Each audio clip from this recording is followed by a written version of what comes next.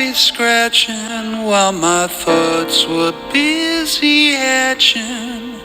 If I only had a brain.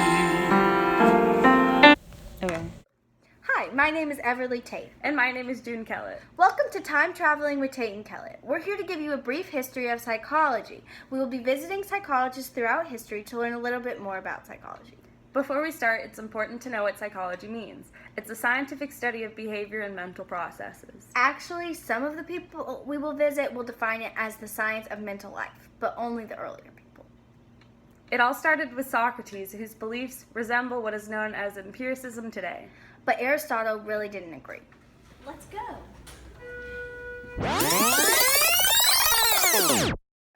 The body is separable from the mind. No, they are one. And what would make you think that? My careful observations, obviously. The only way to learn is through experience. No, knowledge is innate. It is born within us. No. Our environment affects us the most. No! And thus the nature versus nurture conflict was born. But these arguments also brought up new types of psychology, Such as functionalists, who believe that we should explore inside the brain, such as memories and emotions. or structuralism, which encouraged introspection. Other types include humanistic psychology, which includes Maslow's hierarchy of needs, and the biopsychological approach, which combines all three approaches. That functionalist approach sounds a lot like Sigmund Freud. Oh, we should check in on him. Let's go.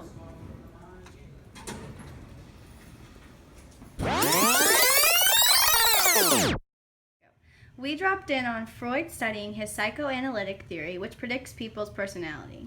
Dishwashers. Who likes dishwashers? After dinner, you don't want to do the dishwasher. So why should I do dishwasher? I was going to get upstairs and just start studying because it was finals week and I was stuffed like a pig. So I decided to just not do dishwasher, even though my mom told me to do dishwasher, because there was no way this stuffed pig was going to go upstairs and not do the dishwasher.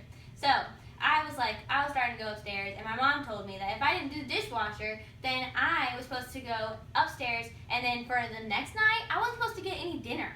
So I was like, no way, that's not happening. I'm not doing dishwasher. I have to go and do study. So that's my problem. I don't want to do this. She made me do this. I still don't want to do it, and now I'm upset. And what did you do? Threw a temper tantrum. What do you think, doof? Does this occur often? Well, maybe not often. I mean, I'm pretty much an angel. I mean, like, I'm 99% an angel, but, you know. Well, this is your ego trying to protect you from threatening thoughts. Ego? Me? Ego? There's no way. This girl has got ego. I was just fat, feeling stuffed. I had to go upstairs. Freud's techniques are often what you think of when you hear counseling psychology or psychiatry. But Freud is not the only prominent psychologist. There are many psychologists in history who have made important discoveries. Just like Jean Piaget, let's visit him and see him use naturalistic observation to better understand children. Let's go.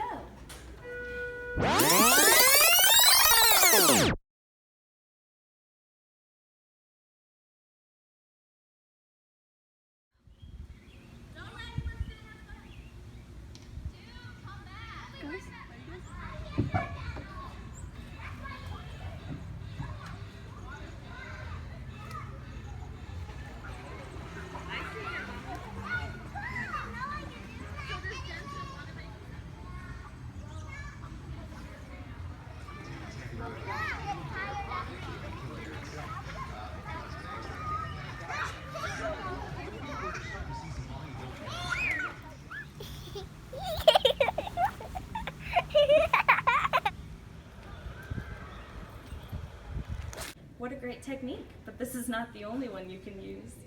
Case studies allow you to study just one person, like Phineas Gage, who taught us what the frontal lobes do. Surveys let you get lots of information from many people at one time.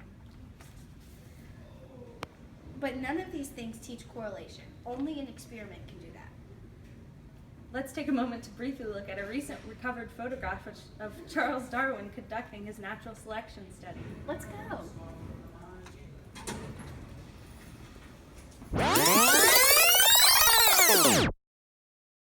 am Charles Darwin, and I am observing the finches in their natural habitat.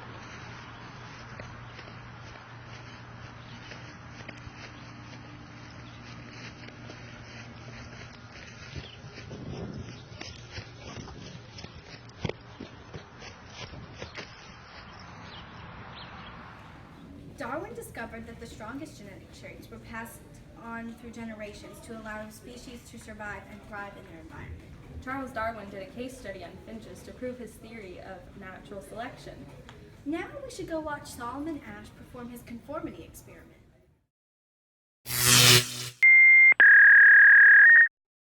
Unfortunately, our time machine temporarily broke down. I just knew that was going to happen. No, Everly, this is hindsight bias. You just think you knew that was going to happen. But while we wait for the time machine to be fixed, let's remake Ash's experiment. By doing this, we are replicating Ash's experiment, and if we get the same results, we prove its validity. But it is important to remember to use a random sample to be representative of the general population. To begin, Ash's hypothesis in this experiment was if everybody else in a group picks the wrong answer, the last person will conform rather than be right. These are the set of lines participants see in this clip. The control condition was instructed to choose line A. The conformist made the decision alone. A. A. A.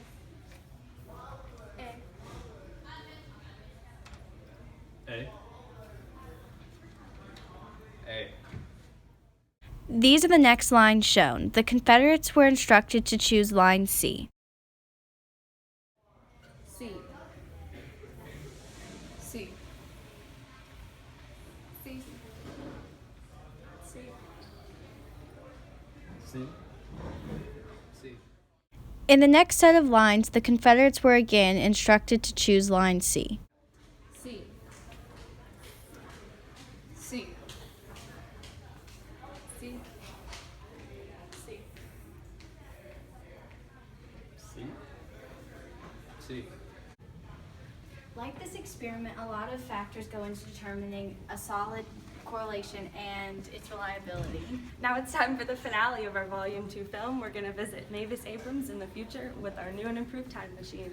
We will visit her experiment on how other stupidity affects those surrounding.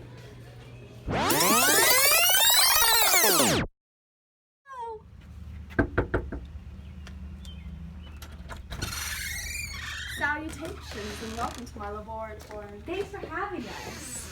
I have a lot of work to do, but I am willing to answer your questions as I am working. So let me tell you about my little experiment. I was inspired by people's incompetence and how it affects those around them. So tell us, how did you operationally define incompetence? Interesting question. In order to test incompetence accurately, I've defined it as any IQ below 85. This is a good measurement because the mean score is between 85 and 115, while the median score is 100. This makes the standard deviation 15 points of the mean.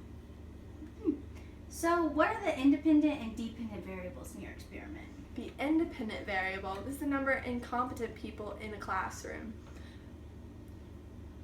Sorry, I have to work real quick. The dependent variable is the productivity of other students. Our control group contains only students with an IQ higher than the average. Because our experiment involves IQ, these groups cannot be randomly assigned. Interesting. So is your research considered basic or applied? Right now, my research is considered basic because I'm trying to figure out more about the situation. As we learn more about it and start to test solutions, another issue with my laboratory research. As we learn more about it and start to test solutions to the problem, it could become applied research. This could only happen if there's not an illusionary correlation. So have you determined the amount of correlation yet? In fact, I have. Yeah, take a look at my scatter plot. And we can see that the statistical significance is close to -1. Yeah. I see. Use your critical thinking skills. Your critical thinking skills. Sorry, I'm so flustered. I'm trying to focus on my research. Skills we scientists can consider the negative effect that ignorant people have on their classmates. Wow. Well, thanks for talking to us today. I think we really learned a lot. Yeah, well, I really need to get back to my work. Thanks for distracting me. We should probably be going. Thanks again. Our second volume, we're going to take some questions from our fans. This is my favorite part. First question from Tatum Scholl in Montgomery, Alabama. Tatum asks, I'm in psychology and I'm extremely confused about the level of analysis. Could you please explain it to me? I have an exam tomorrow. Fantastic question. The levels of analysis are biological, cognitive, and socio-cultural influences. They are psychology's 3 main levels of analysis. Next question is from Ellis Fitzhugh in Portland, Oregon. She writes that she's aware that the double-blind procedure is where neither the experimenter nor the participants know who is in the experimental or control group. What she wants to know is why is this important? Great question. What's the next one? Morgan Deering in Pierre, South Dakota says, my mom told me the other day that I fall victim to the false consensus effect. What does false consensus effect even mean? Mom, if you're reading this, you're ridiculous. Well, Morgan, your mom is basically telling you that your beliefs aren't as common as you might think. Next question. Kelly Harris from Columbia, South Carolina asks, my teacher said I need some culture in my life. How would you define culture in a psychological way? Well, Kelly, culture is defined as behaviors, ideas, attitudes, and traditions transmitted from one generation to the next within a group of people who share a common language and environment. The final question is from Jessica Smith in Vermont. She asks, what in the world is the placebo effect? I overheard my math teacher talking about it the other day, which doesn't make sense because it's a psychology term. Amazing question, Jessica. I have quite the answer for you. The placebo effect is a response to the belief that the independent variable will have an effect, rather than the actual effect of the independent variable. Well, that's it, kids. Tune in next week when we visit Pavlov to learn about classical conditioning. Thanks for watching Time Traveling with Tate and Kellett, Volume 2.